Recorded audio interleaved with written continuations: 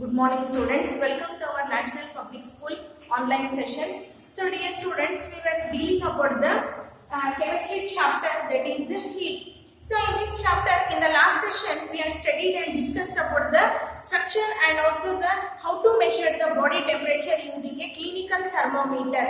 Now today in this session, we shall study about the laboratory thermometer. So in order to measure the temperature of any patient or any body, then we have to use only the clinical thermometer.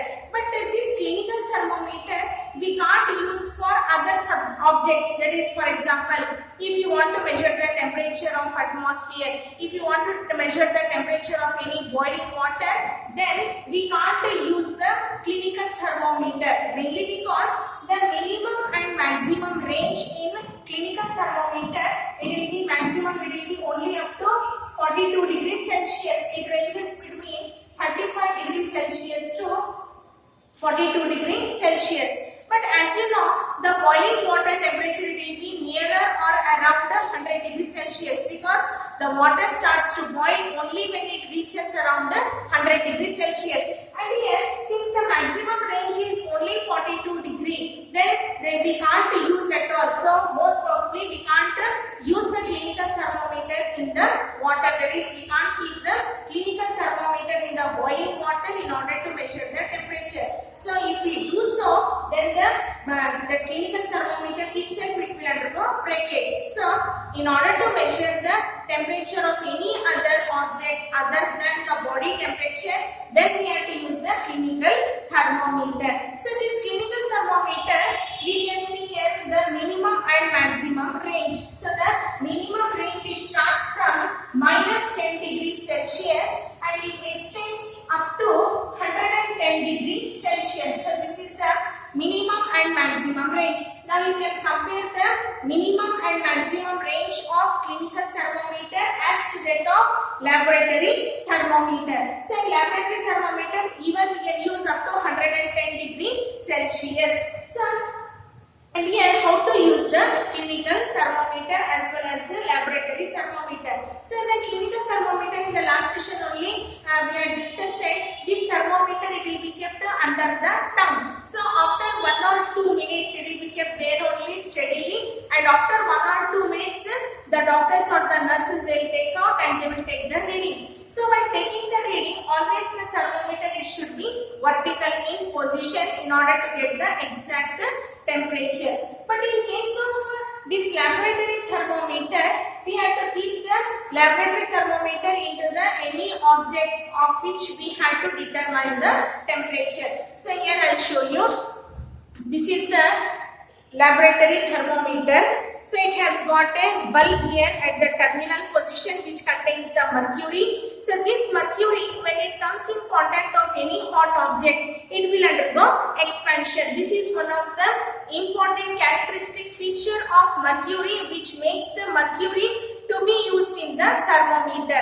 So this mercury, it is the only liquid metal. So among almost all the metal, mercury, it is only the liquid metal. So very rapidly it will undergo expansion. On expansion, it will be raised inside the column. So this is only made up of the glass material. So inside this glass material, we can see a very fine thread-like column in which the mercury will undergo expansion and it will rise. So here you can see minus 10 degrees Celsius up to 110 degrees Celsius. So this is the minimum and maximum range of laboratory thermometer. So whenever we want to determine the temperature of any given object, so here I have taken water.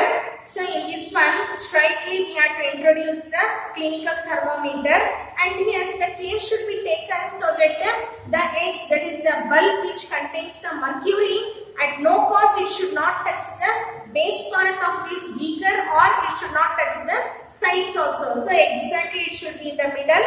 We have to hold it for few seconds or hardly nearly 1 minute. So within 1 minute, based on the temperature, what type of water we have taken, whether it is warm, hot or cold, based on the temperature, the mercury, it will undergo expansion and it will rise. So when it rises here, so the water what I have taken, it is showing the temperature around 28 degrees Celsius, because here I have taken 28 degrees Celsius. So the unit used in order to determine temperature here it is degree Celsius. So 28 degrees Celsius. So if we take out this thermometer out of the water, suddenly the mercury will drop down. So now I have taken out the thermometer out of the water, and now here the mercury level, it has dropped down to 22 degrees Celsius. 28 degrees Celsius it is showing here. So when we take out here, suddenly the mercury will drop down. So that's why in order to get the exact temperature while it is inside the object, or what object we are measuring the temperature, in that only it should be dipped inside and direct reading we had to take out. So if we take out the thermometer, suddenly the mercury will drop down. So this is how we had to take the temperature using the laboratory thermometer. So but in case of clinical thermometer, it is not so. You might have observed whenever you are visiting the doctor, in order to have a health checkup, they will take out they will check up the temperature, body temperature. So they keep that thermometer under your tongue or under the arms. Why? So when it is inside the mouth only, they will not take the readings. They will take out the thermometer and then vertically or horizontally they can keep, and then they will take the reading. So why it is so? In laboratory thermometer, while it is in the object only we have to take the reading, but in clinical thermometer, no need, we can take out and then vertically or horizontally against the strong light we can take out the readings. So why it is so? Because in clinical thermometer, near the bulb, so here only a part of the thermometer I have drawn. So this is the bulb part of the thermometer which contains the mercury. So near the bulb there is a small kink.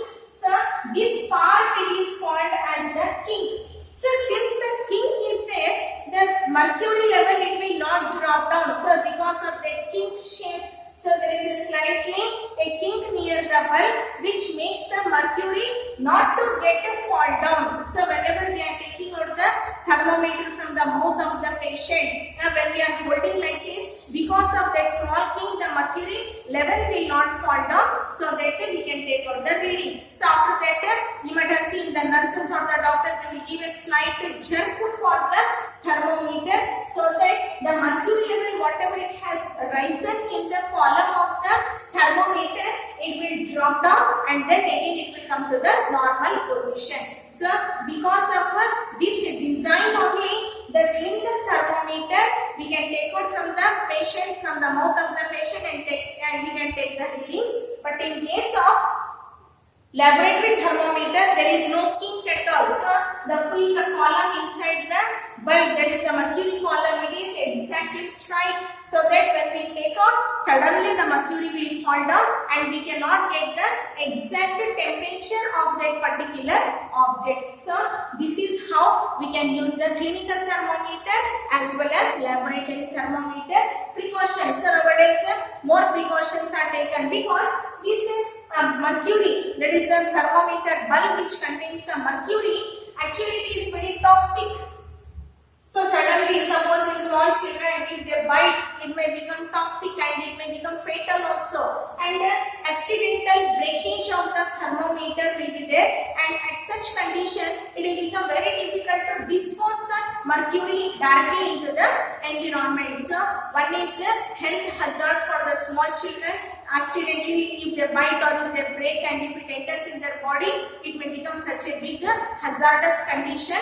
And in the second, accidental breakage, it may result in the very dangerous disposal of the mercury, and it will become a great challenge for them to dispose that mercury directly into the environment. That may result in the very untoward incidents. So because of this, now digital thermometers are available. So the digital thermometer, direct readings we can take. So this is about the clinical thermometer, then laboratory thermometer and digital thermometer. So hope students you have understood today's session. We shall meet you in the next class. Until then, have a good day.